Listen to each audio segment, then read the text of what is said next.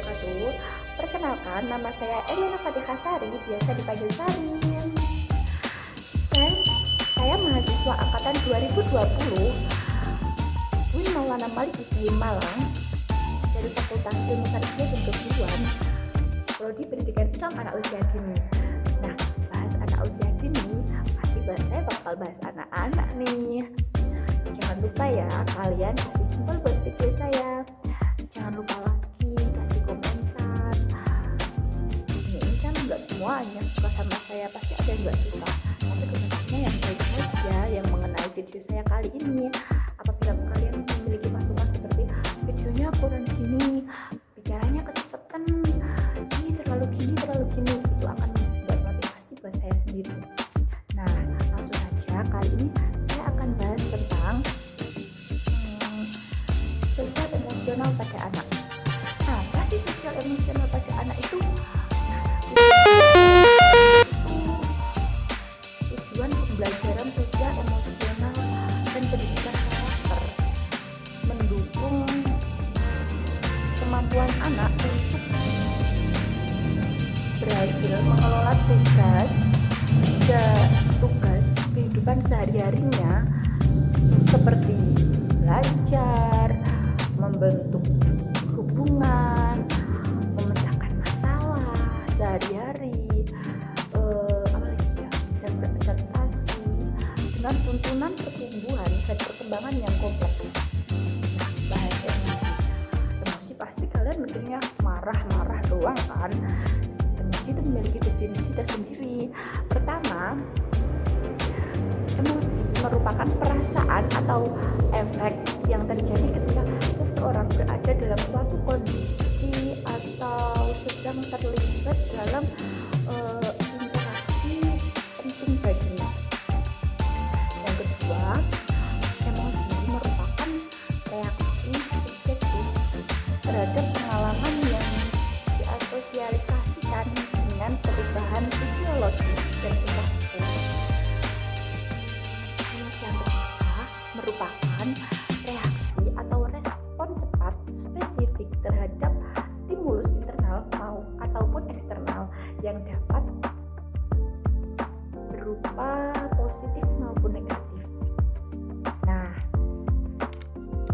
setelah membahas tentang definisi emosi, selanjutnya pasti saya akan membahas tentang cara menyelesaikannya dong.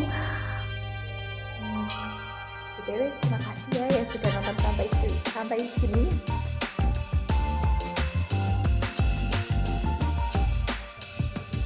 Nah, cara mengatasi gangguan sosial emosional pada anak, menurut penelitian saya nih ya, ada 5.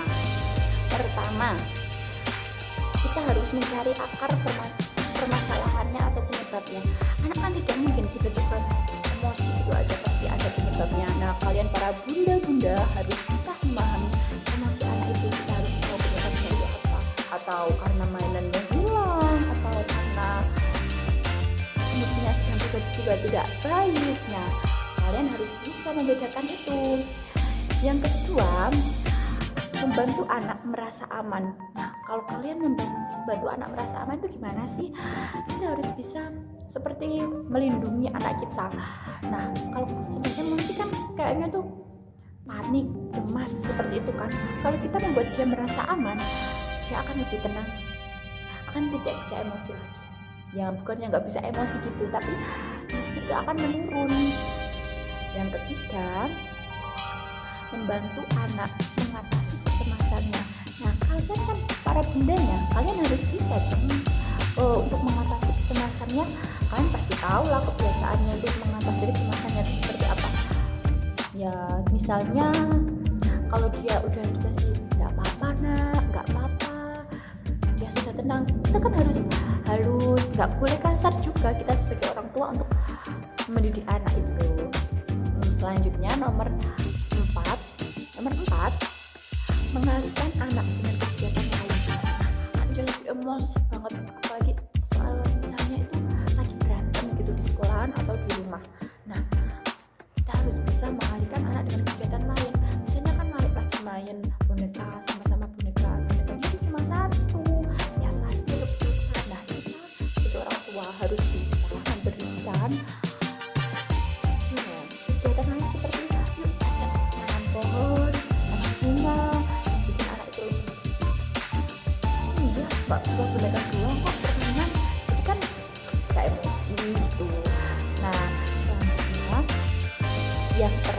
atau nomor 5 adalah membuat hal yang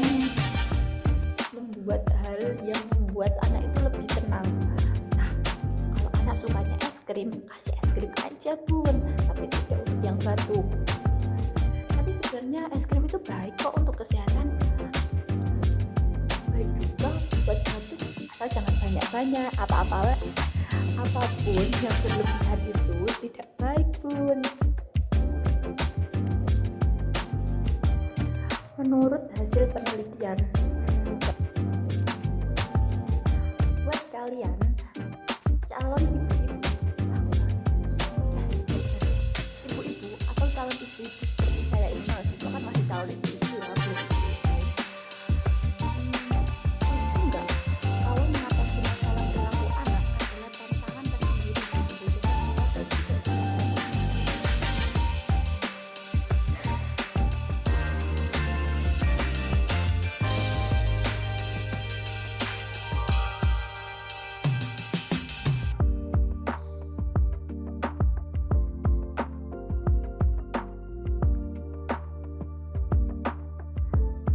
Namun, apapun jenis masalah perilaku anak memang harus segera diatasi sebelum mengganggu berbagai aspek kehidupannya. Mengutip dari familydoctor.org, situs dari American Academy of Family Medicine, perilaku anak bisa dikatakan bermasalah bila tidak wajar secara sosial, budaya, dan perkembangannya. Secara umum, ada 3 langkah yang bisa dilakukan orang tua untuk mengatasi masalah perilaku anak. Pertama, menentukan apakah perilaku tersebut sesuai dengan usia dan perkembangan anak. Yang kedua, berusaha menghentikan perilaku yang bermasalah, baik dengan mengabaikannya atau memberikan konsekuensi.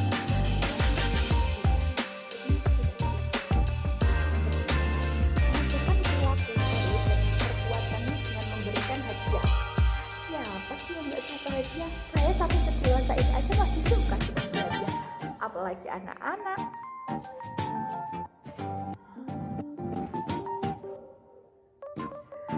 Masalah perilaku anak dan cara mengatasinya. Lalu, apa jenis masalah perilaku anak yang paling sering ditemui dan bagaimana cara mengatasinya? Nah, simak sampai selesai video saya ya bun. Pertama, membantah dan kurang ajar. Perilaku membantah dan bersikap biasanya dimulai sejak usia 4 sampai 5 tahun. Saat anak semakin nyaman dan mahir dalam berbahasa, bila tidak segera diatasi, perilaku seperti ini bisa terus berlanjut dan mengganggu kelancaran komunikasi antar orang tua dan anak. Coba kalian lakukan. Pertama, tetap kalem.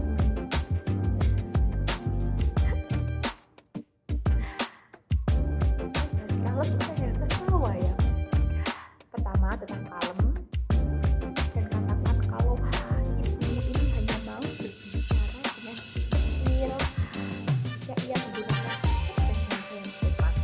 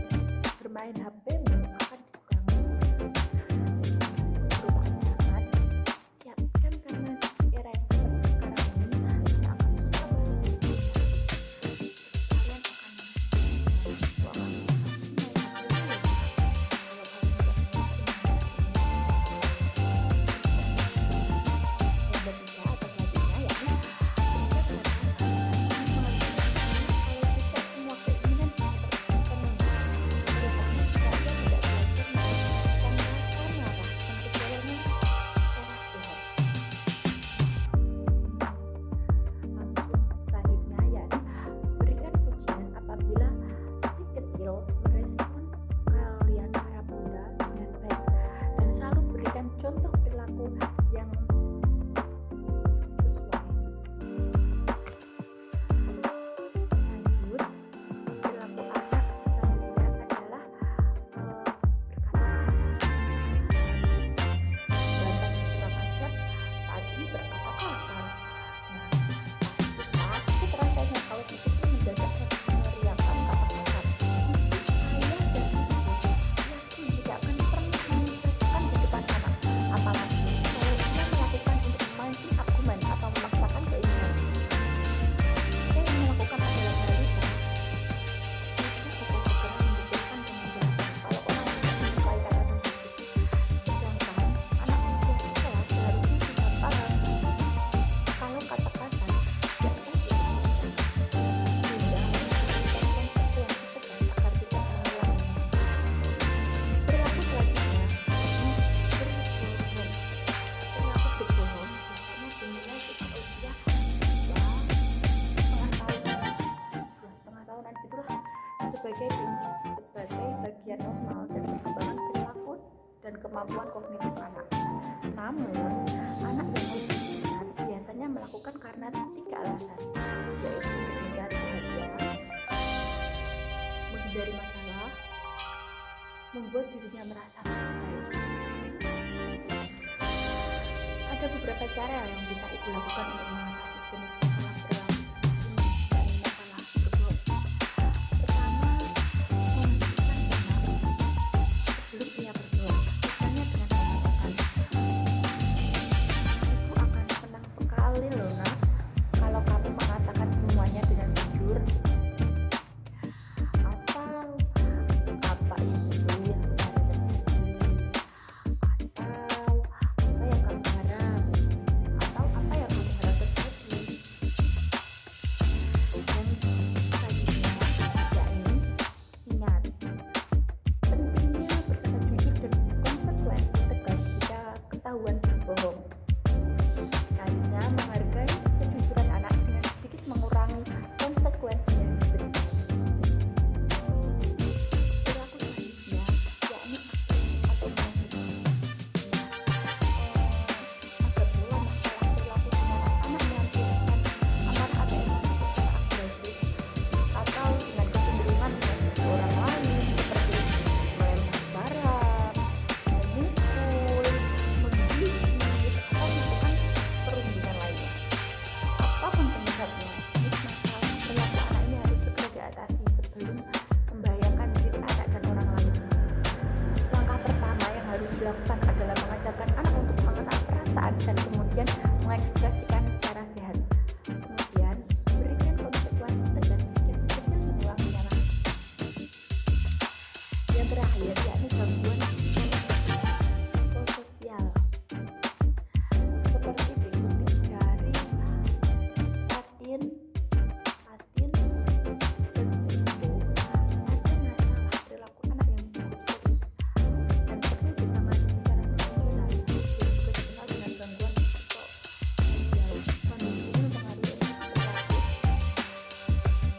Kondisi ini mempengaruhi emosi, perilaku, fungsi fisik, dan performa.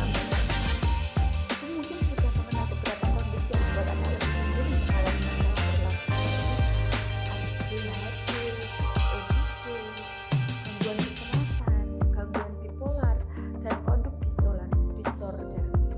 Evaluasi dan